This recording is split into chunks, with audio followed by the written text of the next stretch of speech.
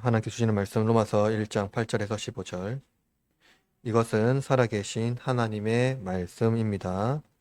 먼저 내가 예수 그리스도로 말미암아 너희 모든 사람에 관하여 내 하나님께 감사함은 너희 믿음이 온 세상에 전파됨이로다. 내가 그의 아들의 복음 안에서 내 심령으로 섬기는 하나님이 나의 증인이 되시거니와 항상 내 기도에 쉬지 않고 너희를 말하며 어떻게 하든지 이제 하나님의 뜻 안에서 너희에게 나아갈 좋은 길 얻기를 구하노라. 내가 너희 보기를 간절히 원하는 것은 어떤 신령한 은사를 너희에게 나누어 주어 너희를 견고하게 하려 함이니 이는 곧 내가 너희 가운데서 너희와 나의 믿음으로 말미암아 피차 아니함을 얻으려 함이라.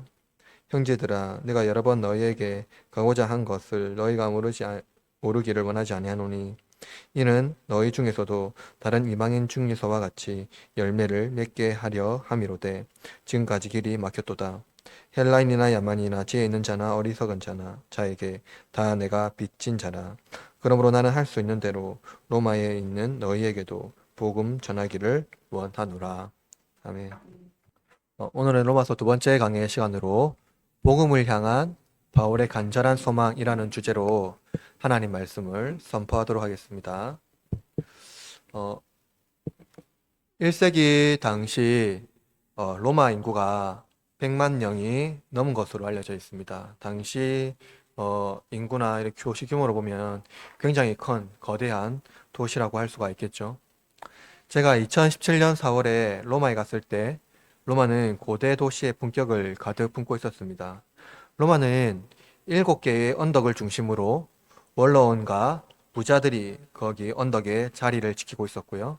낮은 지대에 테베르 강 유역 중심으로 가난한 사람들이 세대를 이제 구성하며 살고 있었습니다. 티베르 강 유역은 낮은 지대였으므로 홍수가 빈번히 일어났고 높은 지대에 사는 부자들은 낮은 지대에 사는 사람들을 구경거리로 삼았습니다. 복음은 이 티베르 강 유역의 가난한 사람들을 중심으로 자리 잡았고 여기서 바울의 로마서 편지가 읽혀졌을 것입니다. 바울이 애타게 가고자 했던 그곳은 부자들이 가기를 꺼려했던 낮은 지대 가난한 사람들과 함께 형성된 교회입니다. 당시 100만 명이 넘는 거대한 도시 로마의 그리스도인은 약 100명이 되지 않았습니다. 로마 사람들은 기독교에 관심이 없었고요. 이들은 유대인들이 믿는 종교의 아류 정도로만 이해했지 그들의 신앙을 들여다보려고 노력하지 않았습니다. 그러나 로마에 있는 성도들은 신학적인 문제 때문에 어려움을 당한 것이 아니라 법적인 문제 때문에 어려움을 당했습니다. 이들은 황제를 숭배하지 않았고요. 또 우상과 관련된 일을 일체하지 않았기 때문에 사회적으로 많은 어려움을 당했습니다. 사회적 성공은 우상 숭배와 깊이 관련이 있었고요. 황제를 숭배하지 않으면 사회적 불이익을 당해야만 했겠죠. 그러나 그리스도인은 믿음으로 이를 거부하고 로마 사회로부터 소외와 핍박을 당했습니다. 바울은 이러한 현실에 직면해 있는 로마 교회에게 편지를 쓴 것입니다. 바울은 그를 변화시킨 복음이 이 로마의 유혹과 강력한 정치적 압박 속에서도 그러니까 로마 사회 안에 있는 그런 여러 가지 유혹과 강력한 정치적 압박 속에서도 견고한 믿음을 세울 것을 확신하고 있었습니다. 1세기 로마의 심장부에 심겨진 이 복음은 로마 제국의 황제와 또 우상보다 놀라운 능력이 있습니다. 이 복음은 살아서 뿐만 아니라 죽어서도 견고한 유로가 되기 때문이지요. 오늘날 우리도 마찬가지입니다. 현대 도시 문화에서 살아가는 우리 역시 수많은 우상에 둘러싸여 있죠. 심지어 그것을 섬기고자 하는 강렬한 유혹이 우리를 억압합니다. 성공과 물질의 풍요, 개인 중심적 삶의 방식은 복음적 DNA를 변형시켜서 왜곡된 그리스도인으로 형성합니다. 예수님을 믿지만 복음적 삶을 하지 못하는 그런 삶의 형태가 우리 가운데 자리 잡히는 것이죠. 즉, 복음이 우리 삶에 뿌리 내리지 못하게 합니다. 세상에 전혀 매력적이지 않은 기독교 복음이 우리를 지배하고 있는 것입니다. 오늘 바울이 전하는 이 복음의 말씀을 함께 듣고 이 복음이 우리를 변화시킬 뿐만 아니라 나를 복음의 일꾼으로 부르셨다는 그 하나님의 말씀 가운데 확신을 하는 시간이 우리 가운데 임하기를 바랍니다. 1세기 당시 로마 제국의 시민이 된다는 것, 그것은 어떠한 것이었을까요? 1세기 당시 로마 제국의 시민이 된다는 것은 최고의 특권이었겠죠. 로마 시민으로 태어나는 사람도 있었겠지만 자유 시민이 되기 위해서 돈을 주고 자본을 투자하여서 시민권을 사기도 했습니다. 20세기 한국 사회에 아메리칸 드림 열풍이 일어났죠.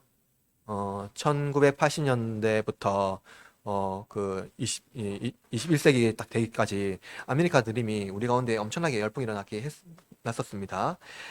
이들은 한국 사회의 주류를 형성했던 사람들이지만 미국 사회에 이민을 가서 세탁소, 식당 혹은 농장에서 주로 생활했습니다. 그럼에도 이민을 가는 것을 목표로 삼은 것이죠. 이들의 주된 목표는 무엇이었을까요? 미국 시민권을 획득하는 것이었습니다. 예나 지금이나 우리가 살아가는 세계는 세속적인 세계이죠. 어떻게든 이 땅에서 우리의 권리를 누리고 그 권세를 얻는 것이 최고의 목표인 세계에 살고 있습니다. 1세기 로마에서 생활하는 사람들에게 로마의 시민권이 그들의 평판과 가치를 높이는 중요한 조건이었다면 오늘날 미국의 시민권이 그들의 평판과 가치를 높이는 중요한 조건이 되었을 것입니다. 반면 로마 사회에서 기독교 신앙은 무엇이었습니까? 무가치한 것이었습니다. 그러나 바울은 오히려 로마의 시민권을 배설물로 여기고 예수 그리스도로 말미암아 얻은 하늘의 시민권을 가장 가치 있는 것으로 여겼습니다. 빌립보서 3장 20절에는 이렇게 말합니다. 우리의 시민권은 하늘에 있는 것이라. 하늘에 있는지라. 거기로부터 구원하는 자 곧 예수 그리스도를 기다리노니. 이처럼 바울이 가치 있게 여긴 것은 로마 시민들이 생각하는 것과 달랐습니다.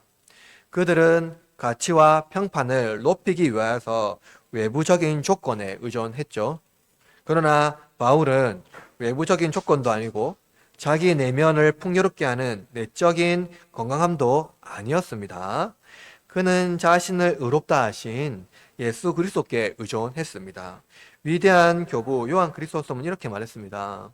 로마가 전 세계를 석권하는 대제국을 수립한 후에 그들은 교만해졌고 부를 누리며 사치스럽게 살았습니다. 그런데 어부들이 그곳에 복음을 전했습니다. 그들은 유대인입니다. 그 민족은 모든 사람들 중에서 멸시와 천대를 받았습니다. 왜냐하면 이들은 십자가 위에서 죽은 그를 예배하라고 명령받았고 그는 유대인이기 때문입니다.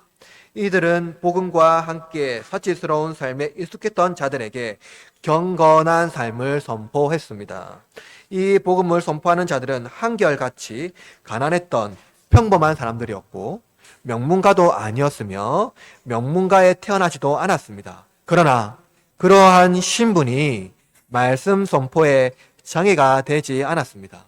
그것은 말할 것도 없이 십자가에 못 박혀 죽으신 그리스도의 위대한 능력 때문입니다. 여러분, 세상을 변화시키는 것, 그것은 좋은 조건을 타고나는 것이 아니라는 것이죠. 또한 바울은 로마에 있는 성도에게 안부 인사를 전하는데요. 어떻게 전하는지 여러분 보십시오. 여러분도 아마 편지를 써본 적이 있죠? 편지를 쓸 때 제일 처음에 안부 인사를 하면서 감사의 제목을, 감사의 인사를 전할 겁니다. 예를 들어서 감사 인사를 전할 때 어떻게 합니까? 수신자가 이 편지를 받는 사람이 건강에 대했을 때, 당신이 건강하게 지내는 것 소식을 듣는 것만으로도 감사합니다라고 보통 이렇게 인사를 하거나, 아니면 수신자가 그 편지를 쓰는 사람, 받신자에게 어떤 혜택을 주었을 때, 그냥 당신으로 말미암아 유익을 누리고 있습니다라고 감사를 전하기도 할 것입니다. 그런데 여러분, 바울의 편지를 여러분 한번 보십시오. 오늘 본문 8절 말씀 읽어볼까요? 8절 시작. 내가 예수 그리스도로 말미암아 너희 모든 사람에 관하여 하나님께 감사하고 너희 믿음이 온 세상에 전파됩니다. 여러분, 미국의 개혁주의 신학자이자 탁월한 성경 강의 목사였던 제임스 몽고메리 보이스는 이 로마 강해서에서 믿음을 이렇게 말한 바가 있는데요. 한번 들어보십시오. 믿음은 중생의 결과로서 하나님께서 우리 안에 경작하는 것이다. 경작하신 것이다. 그러므로 바울은 로마 신자에 대한 감사가 아니라 하나님께 감사했다. 여러분, 저는요, 이 문구를 읽고 나서 가슴이 두근거렸어요. 여러분, 한번 생각해 봅시다. 당시 로마 제국 안에서 기독교 신앙을 받은 사람이 많지도 않아요. 몇몇 사람들이 이 기독교 복음을 받아들였습니다. 그런데 그들이 무엇을 감사할 수 있었겠습니까? 오히려 복음을 전하는 사람들이, 제가 생각해 봤는데요, 오히려 복음을 전하는 사람들이 굉장히 미안했을 것 같습니다. 왜냐하면 복음을 받아들이게 되면 그들에게 닥칠 어려움이 너무나도 확실했기 때문이에요. 그다음에 유대인들은 그나마 어떤 그 민족적 위치가 있어서 로마 사회에서 그나마 살 수 있었어요. 그러나 로마 사람들은 그렇지 않았습니다. 그들은 심각한 박해를 받았어요. 바울은 그들에 대한 안이나 자신의 유익에 대한 감사를 전한 것이 아니죠. 그들이 안전하게 지나고 있기 때문에, 또 그들이 본인에게 준 어떤 유익 때문에 전한 것이 아닙니다. 한 번도 만져본 적도 없고 본 적도 없는 사람들이에요. 그러나 바울은 지금 감사를 전하는데 어떠한 감사를 전하고 있습니까? 이 로마에 있는 사람들은 티베르 강 유역에서 복음 때문에 자기를 부인하고 자기 십자가를 지고 있는 자들에 대한 더할 나위 없는 감사를 이 바울은요, 하나님께 올려 드리고 있습니다. 그럼 보십시오. 그는 그들에게 감사한 것도 아니고 바울은 자기 자신에게 감사한 것도 아니라 그들에게 참된 믿음을 일구어 중생하게 하신 나의 하나님께 감사를 올려드리고 있습니다. 예수 그리스도로 말미암아 나의 하나님께 감사를 올려드리고 있습니다. 여러분, 지난주 우리는 개종자의 유익을 선전하면서 성장한 한국 교회를 잠시 살펴본 바가 있죠. 바울은 단 한 번도 개종자의 유익이나 자기가 받은 유익을 위하여 복음을 전한 바가 한 번도 없어요. 바울의 목표는 오직 하나님의 영광이었습니다. 로마의 심장부인 수도 로마에서 복음을 받아들이고 신자가 된 사람들은 어떠한 유익을 얻기 위하여 신자가 된 사람들이 아닙니다. 복음을 전하는 사람도 개종자의 유익을 선전할 수가 없었어요. 무엇인가 변화될 수 있는 것을 꿈꿀 수 있는 상황이 아니었다라는 거예요. 그들은 복음을 받아들임과 동시에 황제가 나의 주가 아니라 로마의 십자가에 달려 죽은 예수가 하나님의 아들이며 나의 주가 된다는 이 사실을 시인하고 사나 죽으나 영원히 떠나지 않는다는 그 예수 그리스도의 십자가를 붙들어야 했습니다. 그것을 고백해야 했습니다. 그들이 붙잡은 유일한 소망은 무엇입니까? 이 땅에서 잘 먹고 잘 사는 것이 아니라 죽어서도 그리스도가 나의 주가 된다는 것입니다. 그러므로 하나님께서 감사하기 위하여 반드시 거쳐야 하는 길이 있다면 그것은 무엇입니까? 예수 그리스도입니다. 즉 예수 그리스도만이 하나님께 나아갈 수 있는 유일한 길이라는 것을 말해주고 있죠.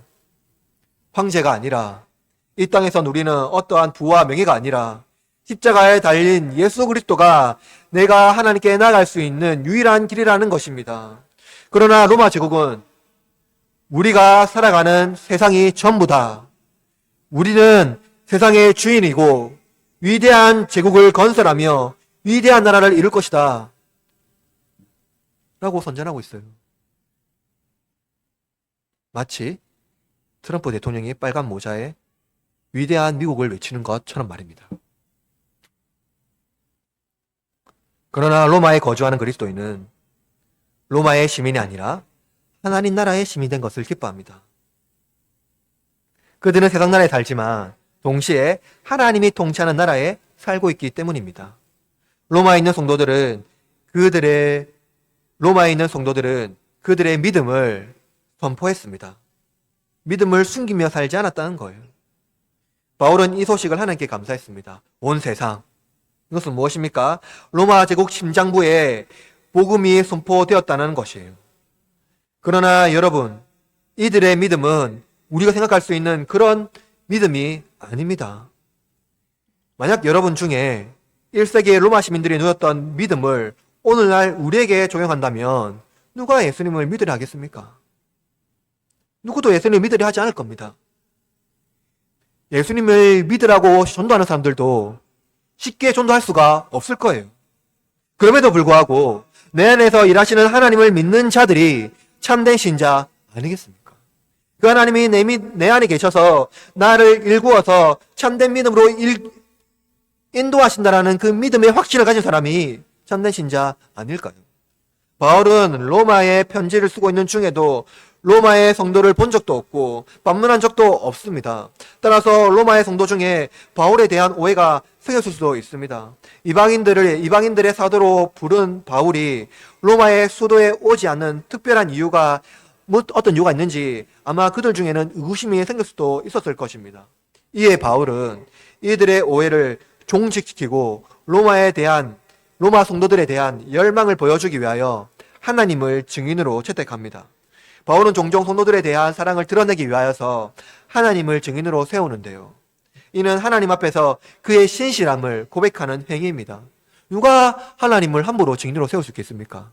그 마음에 거리낌 없는 사람, 그 마음의 신실함을 온전히 드러낼 수 있는 그 사람만이 하나님 앞에 나의 신실함을 드러낼 수가 있는 것이죠. 여러분 9절 말씀해 볼까요? 9절 시작. 내가 그의 아들의 부름 안에서 내 심령으로 섬기는 하나님이 나의 주님이 되시거니와 하나님의 교회에 신령하고 믿느니라. 바울이 복음을 전하는 동기는 하나님의 아들에 관한 좋은 소식을 전하는 것 외에 아무것도 없습니다. 오직 예수 그리스도가 우리를 위하여 행하신 그것만을 전하는 것, 그것이 바울의 복음에 전하는 동기, 유일한 것이라는 거예요. 바울의 내적 동기는 오직 예수 그리스도를 전파하는 일에 부름 받은 것입니다. 바울은 이 일을 위하여 로마 성도들을 위하여 쉬지 않고 하나님께 간구했습니다. 그 기도의 내용, 그것은 무엇입니까? 10절 말씀부터 10절 시작.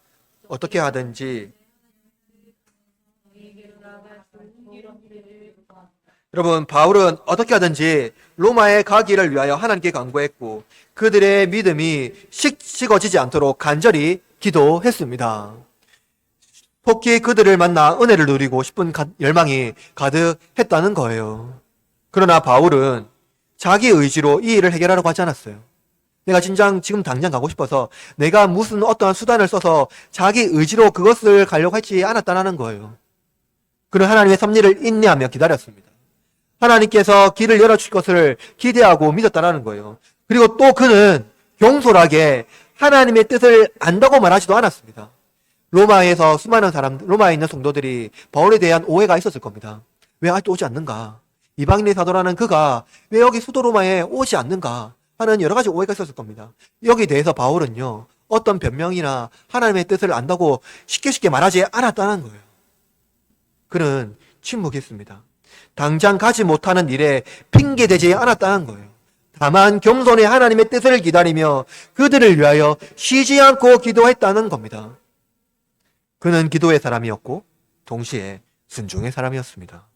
바울은 로마의 수도에서 신앙을 가진 성도에게 그들의 영혼을 일구시는 하나님에 대한 감사를 올려드렸습니다.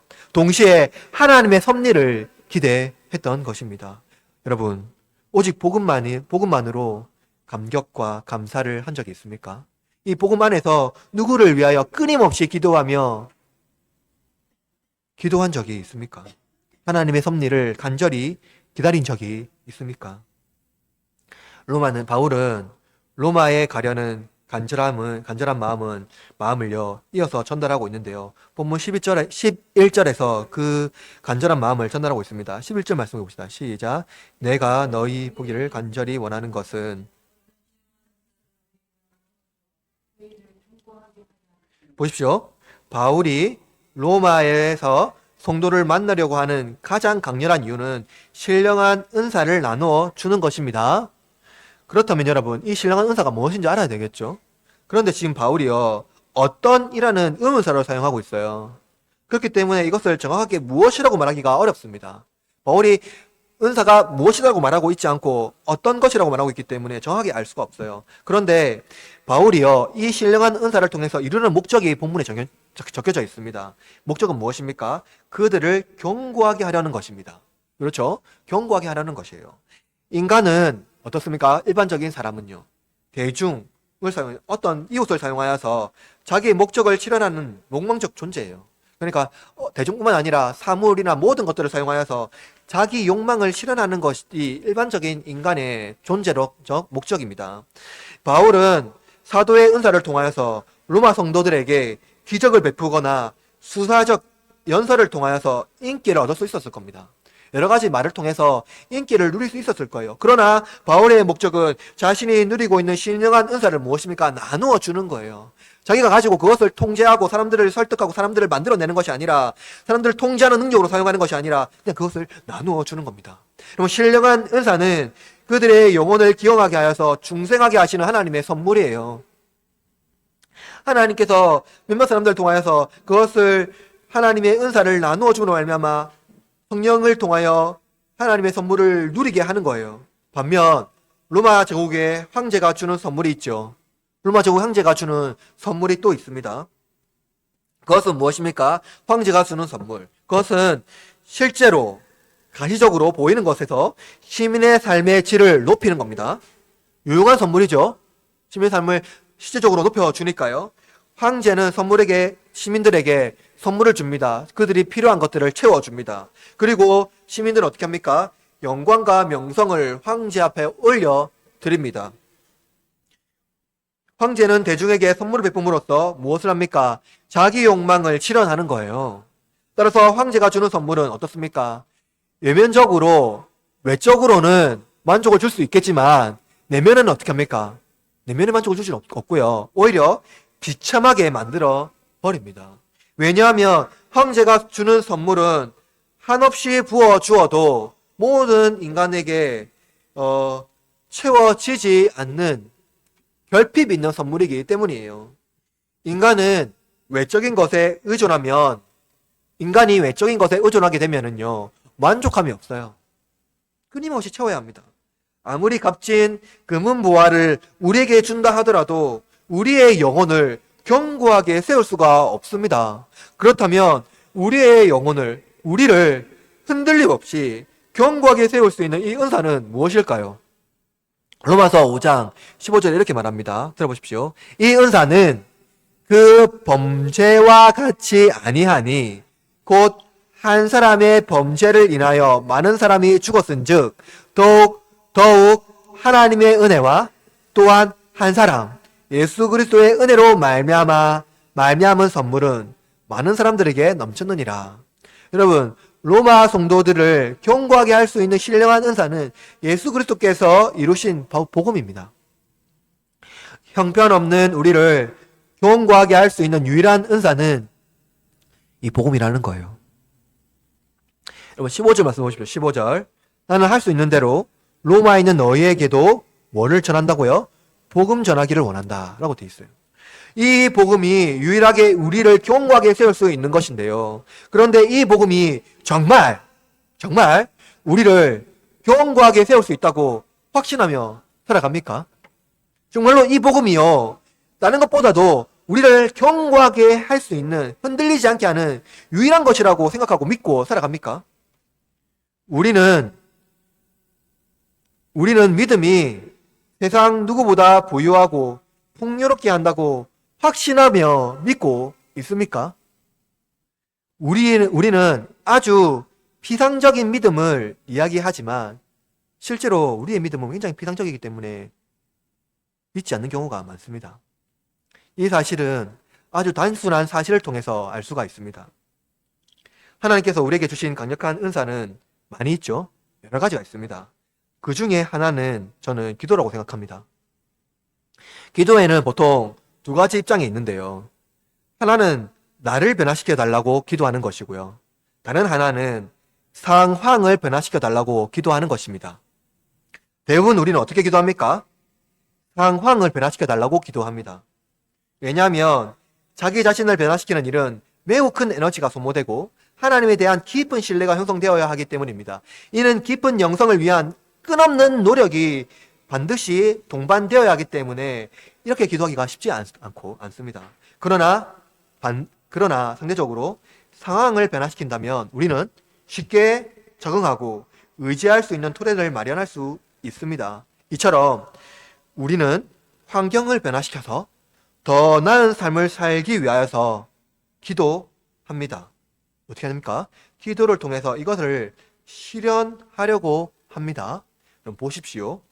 우리는 기도를 통해서도 우리의 욕망을 실현하려고 합니다. 신자는 기도라는 고결한 의식을 통해서도 외부적인 조건을 만족하려고 합니다. 우리가 기도를 이렇게 사용한다면 신령한 은사가 우리에게 아무런 힘이 되지 않을 겁니다. 동시에 복음이 우리에게 만족함을 줄 수 없을 것입니다. 만약 하나님께서 기도를 들어주셔서 환경이 변화되었다고 생각해 봅시다. 그러나 중생하지 않은 상태에서 좋은 조건을 맞이한다면 기도를 욕망의 수단으로 사용할 것입니다. 결코 채워지지 않는 불만족스러운 은사가 되고 말 것입니다. 흔들리지 않는 견고한 은사는 외부적인 조건의 변화가 아니라는 거죠. 그것은 채워도 채워지지 않는 허상에 불과합니다. 우리는 외부적인 조건에 만족하게 되면 행복할 것 같지만 그것은 우리의 오감을 잠깐 즐겁게 해주는 기분에 불과합니다. 결코 그것이 우리를 견고하게 할 수 없습니다.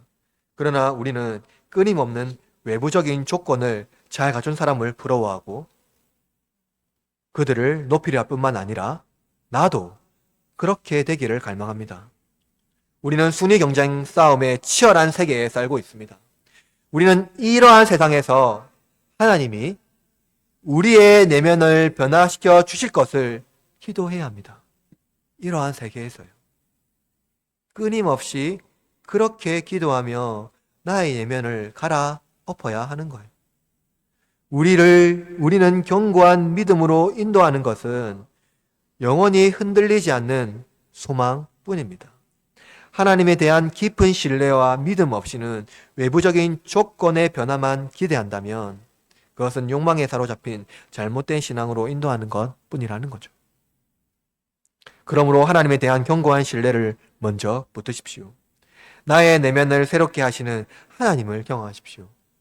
그것은 영생을 주시는 하나님의 무조건적인 선물입니다. 여러분, 이것이 우리를 견고하게 하는 신령한 은사라는 것을 여러분 잊지 마시길 바랍니다. 그는 우리의 조건을 보는 것이 아니라 예수님의 공로로 우리를 조건 없이 받아줍니다. 아무것도 하지 않아도 하나님은 우리를 기쁘게 받아주십니다.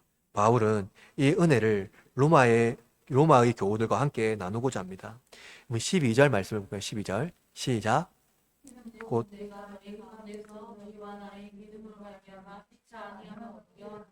그럼 바울은 신령한 은사를 주어서 그들을 견고하게 하는 목적으로 서로 간에 안위함을 얻으려 한다고 말하고 있어요.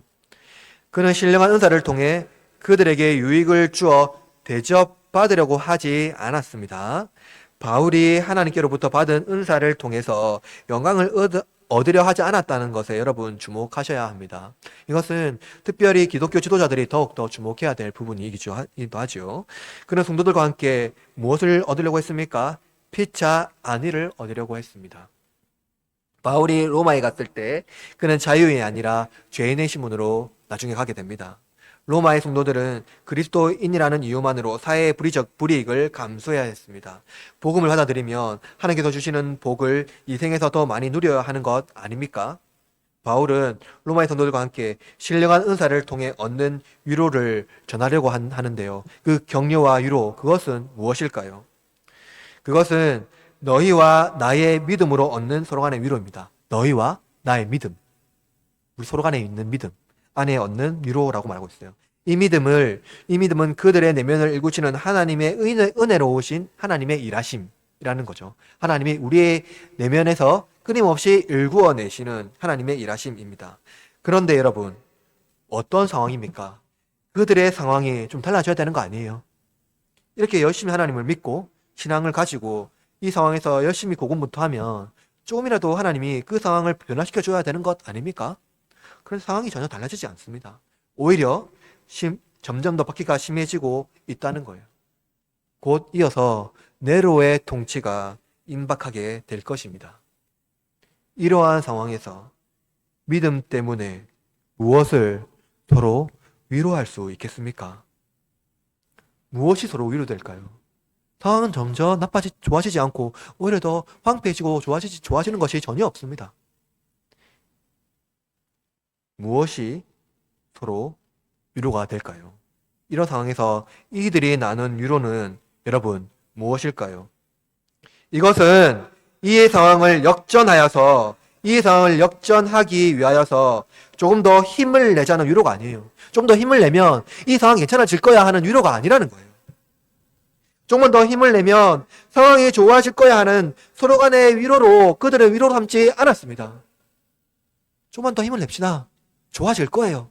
이런 위로로 삼지 않았다는 거예요. 그들의 위로는 무엇입니까? 살아서나 죽어서나 나의 유일한 위로가 예수 그리스도라는 그 확신을 가지고 위로로 삼았다는 겁니다. 바로 종말론적인 소망을 그들에게 도할 나위 없는 위로로 삼았다는 거예요. 종말론적인 위로입니다.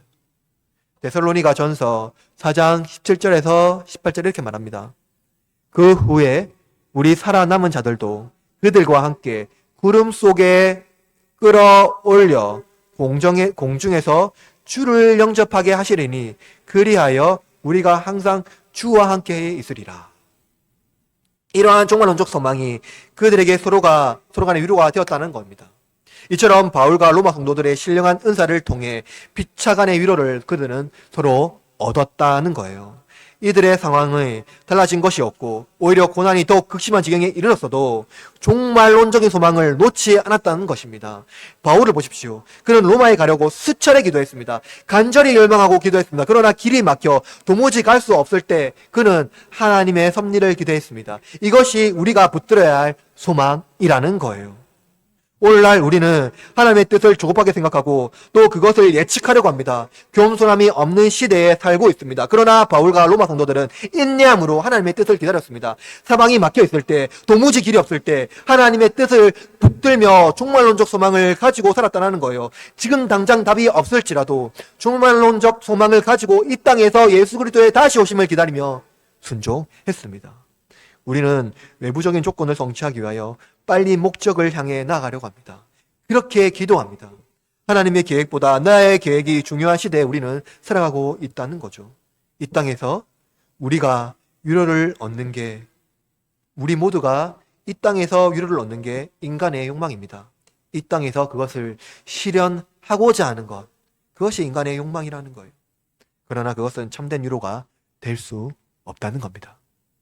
신령한 은사란 종말론적 신앙과 복음 안에서 주는 안위입니다. 이 은혜를 누리지 못하면 우리는 어떠한 선택을 하더라도 결코 행복할 수가 없습니다. 고난 중에도 하나님의 뜻에 순종하며 인내의 신앙으로 견고한 믿음 위에 서시기를 바랍니다. 모든 언어, 민족을 설득할 수 있는 유일한 언어는 복음이죠. 복음은 하나님의 큰 일을 말함으로써 모든 사람에게 십자가에 못 박히신 예수 그리스도가 우리의 구주라고 마음 깊이 울리게 하는 하나님의 말씀입니다. 바울은 이 말씀을 위하여 부름받은 사도이며 그는 이 복음의 모든 신자에게 빚진 자라고 말씀하고 있습니다. 그러나 바울은 그들에게 무엇을 받은 것이 있습니까? 이방인들, 헬라인들에게 무엇도 받은 것이 없습니다. 그럼에도 불구하고 바울은 모든 민족에게 빚진 자라고 말하는 것, 그 이유는 무엇입니까? 하나님께서 그에게 이방인의 사도로 부르셔서 복음의 일꾼으로 세워주셨기 때문입니다. 따라서 말씀을 전하는 설교자는 모든 성도들에게 빚진 자입니다. 이 말씀을 통하여 성도를 양육해야 되기 때문입니다. 성도들도 빚진 자입니다. 말씀을 들었기 때문에 이 말씀을 우리의 이웃에게 나누어야 될 중요한 사명이 있는 것이죠. 그래서 그리스도인들은 다 복음의 빚진 자라고 할 수 있습니다. 바울은 바로 이 빚진 자의 마음으로 복음을 전하고 있는 것이죠. 그는 철옹성 같은 로마 제국에 복음을 전해야 합니다. 특별히 로마 제국에 지혜롭다고 여기는 자들에게 복음을 설득력 있게 전해야 합니다. 로마 제국은 모든 시민이 우리의 시민이 되면, 그러니까 로마 제국은 우리의 시민이 되면 부와 명예를 주겠다고 선언하지만 바울은 하나님의 가족이 되면 믿음을 얻게 될 것이라고 말합니다. 부와 권세가 주겠다는 사람에게 믿음을 요구하다니, 그것은 어디에 쓸 수 있는 거예요? 얻는 건가요? 그럼 믿음은 어디에 쓸 수 있는 겁니까? 바울은 부와 권세는 사라지고 없어질 것이지만 믿음은 모두 믿는 자에게 구원을 베푸신 하나님의 능력이라고 선언했습니다. 바울은 복음에서 선교의 대상을 헬라인과 야만인이라고 본문에서 말하고 있습니다. 헬라인이라고 말하면 당시 로마 제국 내에 있는 문화권을 얘기하고 있죠. 로마는 그리스 헬라 문화권을 자기의 문화와 융합시켜서 그리스 로마 문화를 형성시켰습니다. 따라서 헬라인이란 로마 제국 전체를 의미하고 있고요. 그러니까 로마인도 헬라인에 속한다고 말할 수 있습니다. 반면에 야만인은 무엇입니까? 그것은 헬라인이 아닌 비문화권에 있는 모든 민족을 말합니다. 그러니까 헬라 문화권이 아닌 모든 민족을 말하죠. 바울이 이들을 구분하는 방식은 지혜자와 어리석은 자입니다. 헬라인은 고도의 문화에서 살면서 지혜를 높이 평가했습니다. 반면 바바로이라고 하는 이 야만인들은 비문화권에서 상대적으로 문명의 빛을 보지 못한 상태에 있습니다. 그렇다면 바울은 헬라인과 야만인을 왜 다 언급했을까요? 그것은 하나님께서 주시는 복음은 하늘에서 태양빛을 골고루 주듯이 모든 자에게 공평하게 베푸시는 하나님의 은혜로운 선물이기 때문입니다. 마치 태양빛을 모든 자에게 주듯 복음도 모든 자에게 골고루 주는 하나님의 은혜로운 선물이라는 거예요. 그러므로 문명권에 있으나 비문명권에 있으나 복음은 모든 자들을 설득하기에 충분하다는 것입니다. 요한 크리소스톰은 플라톤의 예를 들면서 이렇게 말한 바가 있는데요. 철학자 플라톤을 보십시오. 그는 이곳저곳을 다니며 큰 소리로 외쳤고 시칠리아에 3번이나 방문하여 자신의 웅병적인 말을 쏟아 놓았지만 단 한 번도 왕을 설득하지 못했고 오히려 비참하게 되어 자유까지 잃게 되었습니다. 그런데 장막만 만드는 바울은 시칠리아뿐만 아니라 로마와 온 세계를 다녔습니다. 복음은 지혜로운 자들이나 어리석은 자들을 공평하게 설득합니다. 철학은 우리에게 요구하는 것이 많죠. 그것은 지혜로운 삶을 살기 위하여 얻어야 하는 것이 많다고 말합니다. 네가 지혜를 얻기 위하여 해야 될 것들이 많다고 요구하고 있는 것이죠. 그러나 복음은 우리가 십자가에 못 박은 예수가 하나님의 아들이며 구주라는 것을 뭡니까? 선포하고 믿게 합니다. 어떤 설득의 과정을 통해서 우리를 인도하기보다는 조건 없는 하나님의 그 큰 사랑을 아무런 조건 없이 우리 앞에 건네주는 것, 그것이 바로 이 복음이죠. 지혜자는 그것을 가치 없게 여겨봅니다. 그러니까 여러분, 지혜자는 이 복음을 가치 없이 여긴다는 거죠. 왜냐하면 조건 없는 선물은 그 자체로 선물이 아니라고 생각하기 때문입니다. 여러분, 부자는요, 가치 없는 것에 대해서 형편없이 봅니다. 가치 없는 선물, 그것은 무엇입니까? 이것은 나한테 필요 없다라고 말하죠. 왜냐합니까? 가치 있는 선물은 받을 만한 사람들에게 주어져야 하는 선물이기 때문이에요. 그리고 그 선물은 반드시 보상을 따르게 하는 것입니다. 이들은 그러한 문화권에서 성장하고 형성이 되어 있습니다. 조건 없는 선물, 그것은 거지와 같이 다시 갚을 수 없는 사람들에게 주는 것이지 형편없는 것이나 마찬가지였습니다. 야만인들이 생각하는 조건 없는 선물은 어떤 것입니까? 여러 가지 의심을 사게 만들죠. 그들은 한 번도 조건 없는 사랑을 받아본 적이 없기 때문입니다. 그 선물을 받아본 적이 없기 때문이죠. 세상의 방식에서 조건은 너무나 중요합니다. 그것은 복음이 우리를 설득하는 방법이 조건이 아니라 그저 믿는다라는 것을 말해주고 있는 것이죠. 그러나 기도에 2가지 입장이 있다고 말한 바가 있습니다. 내가 변화되거나 환경이 변화되는 것입니다. 중요한 것은 믿음이 환경을 변화시키는 것이지 환경이 믿음을 변화시키는 것이 아니라는 겁니다. 우리는 종종 믿음을 양으로 이해하는 경우가 많죠. 양으로. 특별히 우리 어르신들, 그러니까 예전에 예수님을 많이 믿었던 사람들은 믿음을 양으로 많이 이해합니다. 어떻게 이해하면 믿음이 크면 클수록 무슨 일을 한다고 말할까요? 큰 일을 해낸다라고 말해요. 믿음이 큰 사람이 큰 일을 해낸다 라고 말합니다. 그러나 성경은 믿음의 양으로 불가능한 일을 할 수 있다고 말하지 않습니다. 작은 믿음으로 예수님은 죽은 자를 살리시고 병자를 고치셨습니다. 하나님은 나의 믿음의 양을 보는 것이 아니라 적은 믿음이라도 있는지 보십니다. 따라서 믿음의 양이 위대한 일을 이루는 것이 아니라 하나님의 능력이 우리 안에 작은 믿음을 일으켜 위대한 일을 행하는 것입니다. 이 믿음에 어떤 조건이 있는가요? 없습니다. 하나님은 우리의 조건으로 일하지 않습니다. 세상은 조건을 충족시키며 더 큰 일을 할 수 있다고 설득합니다. 최근 10대들의 행복에 대한 설문조사를 뉴스에서 본 적이 있는데요. 만 12세에서 18세까지 행복의 조건을 설문조사했다고 합니다. 그런데 그들이 가장 가치 있고 행복을 위한 조건을 설문했는데요. 최고로 많이 나온 게 뭔지 압니까? 예, 재산입니다, 재산. 우리 이런 시대에 살고 있습니다. 어떤 이들은 당신들이 우리를 위하여 기도하고 좋은 말을 반복해도 실제로 우리에게 도움이 되는 것이 무엇인지 반문하기도 합니다. 당신이 좋은 말을 많이 하고 우리를 위해서 기도를 많이 해주시는데 실제로 우리에게 나아진 것이 뭐 있습니까? 좋아진 것이 있습니까? 라고 반문하죠. 복음은 그들에게 아무런 능력이 되지 않는 것입니다. 바울은 바로 이러한 자들에게 빛을 치고 있다고 말합니다. 채워도 채워지지 않는 자들에게 십자가에 못 박혀 죽으신 하나님의 아들을 전해야 하는 겁니다. 채워도 채워지지 않는 자들, 설득해도 설득이 되지 않는 자들에게 하나님의 아들, 그가 십자가에 죽으셨다는 그 아들, 그가 우리를 채워주신다는 이 복음을 끊임없이 전해야 하는 거예요. 성령님이 채워주심을 경험하지 않는 한 이들은 세상에서 주는 유익이 그들을 만족하지 못하게 할 것입니다. 세상은 이렇게 외부적인 조건을 충족하기 위하여 열망하며 살아갑니다. 끊임없이 욕망을 채우고 하려는 바로 이 도시에 사람들은 살고 있습니다. 우리가 살아가는 이 도시 말입니다. 풍요롭고 더 필요한 것이 없는 자들에게 복음은 그들의 상시감을 어김없이 드러냅니다. 지혜자나 우매자나 인생은 일반이라는 전도자의 말씀 여러분 기억하실 겁니다. 지혜자라고 해서 또 오래 사는 것도 아니고 우매자라고 해서 갑자기 생을 마감하는 것도 아닙니다. 부와 명예가 있다고 해서 그것이 살아서 불의한 방어막이 될 수 있을지는 몰라도 결국 죽음 앞에서는 아무런 힘을 발휘할 수가 없지요. 가난한 자가 죽음 앞에서 억울함을 호소하는 것도 마찬가지입니다. 이러한 날에 이르기 전에 우리는 복음을 전해야 합니다. 외부적인 조건을 치장하는 자들에게 십자가에 못 박혀 죽은 그리스도를 전해야 하는 것이죠.